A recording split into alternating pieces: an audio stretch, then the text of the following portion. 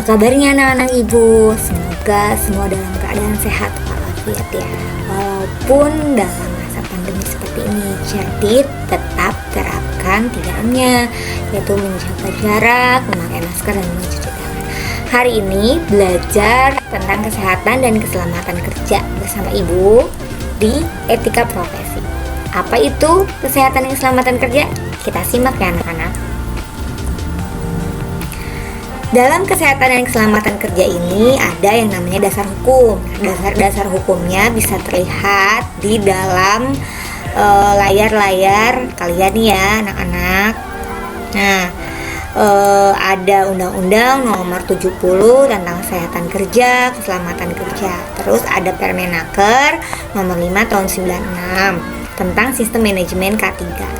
Yang ketiga adanya Permenaker Nomor 4 Tahun 87 tentang Panitia Pembinaan Keselamatan dan Kesehatan Kerja. Dan yang keempat adalah Peraturan Menteri Perda Undang-Undang Nomor 70 tentang Kesehatan Kerja, Keselamatan Kerja.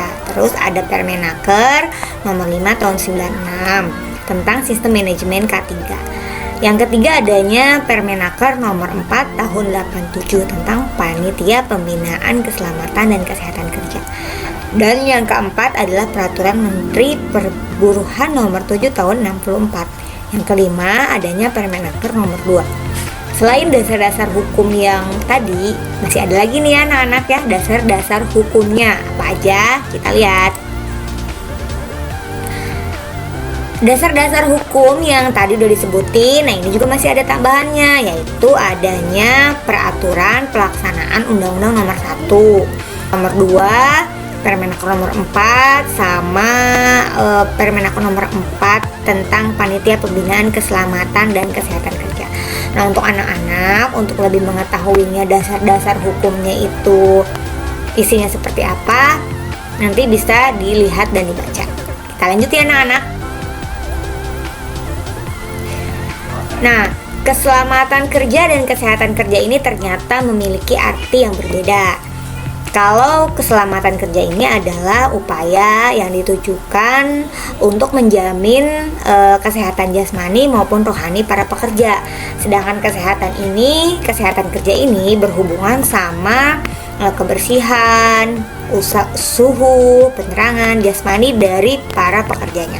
Jadi, keselamatan dan kesehatan kerja ini upaya yang ditunjukkan untuk menjamin dan menjaga atau melindungi keselamatan, kesehatan badan, jiwa manusia dengan syarat-syarat kesehatan dan keselamatan kerja yang diberlakukan.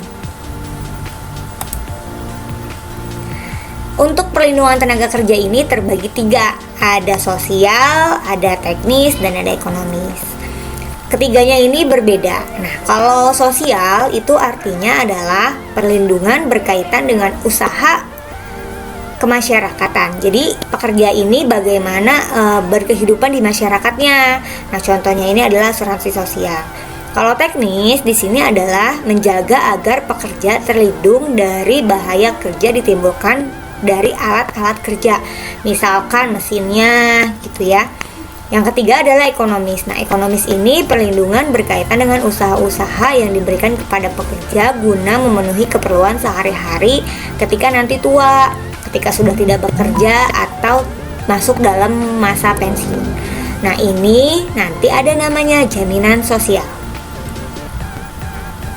Nah, tadi sudah Ibu sedikit membahas tentang jaminan sosial.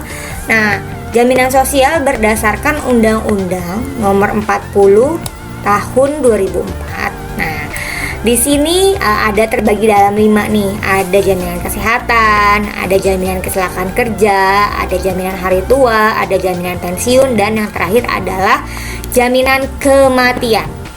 Jaminan kesehatan ini sendiri adalah perlindungan kesehatan bagi karyawan yang terdaftar dalam peserta apabila mengalami sakit. Artinya kan sudah teratur dalam undang-undang nih. Artinya berarti semua para pekerja ini harus dalam peserta asuransi jaminan kesehatan yang kita kenal sekarang namanya BPJS Kesehatan. Yang kedua, ini ada jaminan kecelakaan kerja. Jaminan kecelakaan kerja ini jaminan yang diberikan kepada pekerja ketika dalam pekerjaan. Itu terhitung dari rumah menuju ke lokasi maupun sebaliknya dari lokasi menuju ke rumah. Yang ketiga yaitu jaminan hari tua. Jaminan hari tua ini jaminan yang dapat digunakan ketika peserta tidak memiliki pekerjaan. Contohnya misalkan dia dalam masa nganggur atau dia lagi sakit, seperti itu. Nah, ini biasanya disebut dengan BPJS Ketenagakerjaan, yang per bulannya biasanya dipotong dari gaji yang didapat oleh pekerja. Yang keempat, adanya jaminan pensiun. Nah, kalau jaminan pensiun ini manfaatnya bisa dirasakan setelah pekerja tersebut mengalami usia pensiun atau misalkan pekerja tersebut dalam cacat total. Yang kelima atau yang terakhir anak-anak ya, itu adalah jaminan kematian. Nah, kalau jaminan kematian ini manfaatnya didapat apabila peserta atau pekerja tersebut sudah meninggal dunia.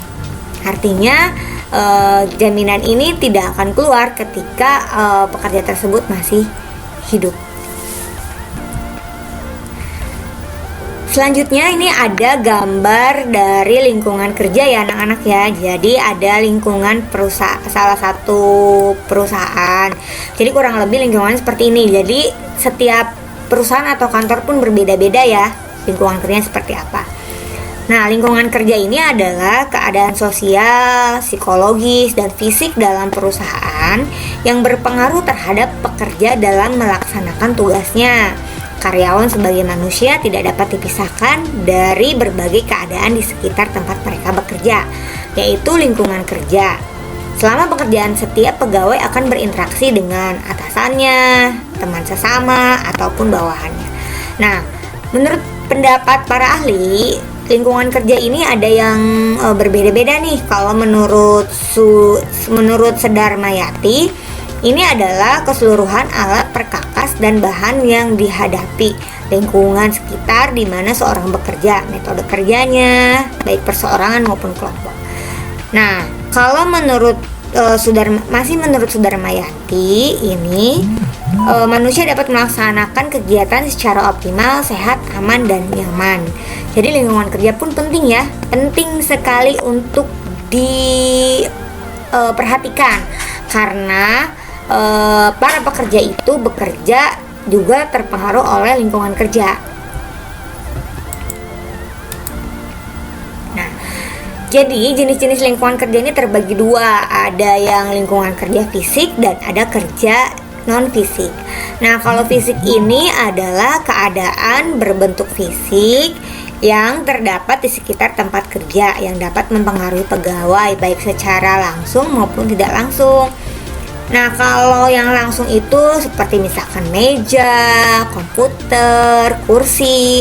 Nah, kalau yang tidak langsung ini adalah seperti misalkan cuacanya panas, udaranya lembab, sirkulasinya kurang, atau pencahayaannya kurang. Nah, kalau yang kedua itu lingkungan non fisik. Nah, kalau lingkungan non fisik ini keadaan yang terjadi yang berkaitan dengan hubungan kerja, baik hubungan dengan atasan, bawahan, dan rekan sesama pekerja. Nah, faktor-faktor lingkungan pun yang tadi udah disebutin, di sini lebih dijelasin lagi ya anak-anak. Jadi ada faktor fisik seperti adanya bising, getaran, radiasi, temperatur, terus ada biologi seperti adanya virus, bakteri, jamur. Nah, sekarang ini kan lagi adanya virus nih, jadi dibatasin, maksudnya kegiatan para pekerja, terus kesehatannya juga diutamain gitu ya, tetap terapkan 3M-nya. Nah, terus ada faktor psikologis. Jadi faktor psikologis itu bagaimana hubungan antara para pekerja atau atasan atau bawahannya. Terus ada juga faktor ergonomi. Nah, ergonomi ini misalkan dia posisi mejanya tuh harus pas karena biar memudahkan pekerja itu melakukan pekerjaannya. Serta yang terakhir adalah faktor kimia. Nah, misalkan adanya debu, adanya gas, adanya uap, kabut, dan lain-lain.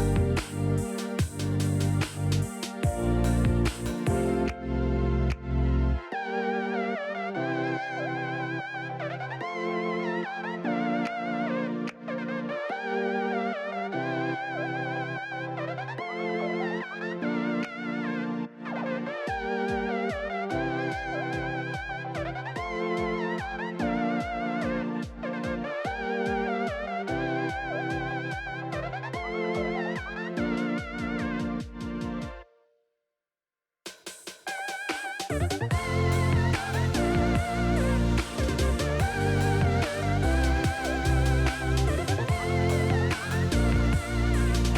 ya anak-anak tentang kesehatan dan keselamatan kerja di perusahaan. Jadi bagi anak-anak nanti ketika lulus dari SMK bisa diterapkan atau bisa diperhatikan. Terima kasih untuk pelajaran hari ini. Sampai ketemu minggu depan. Assalamualaikum warahmatullahi wabarakatuh.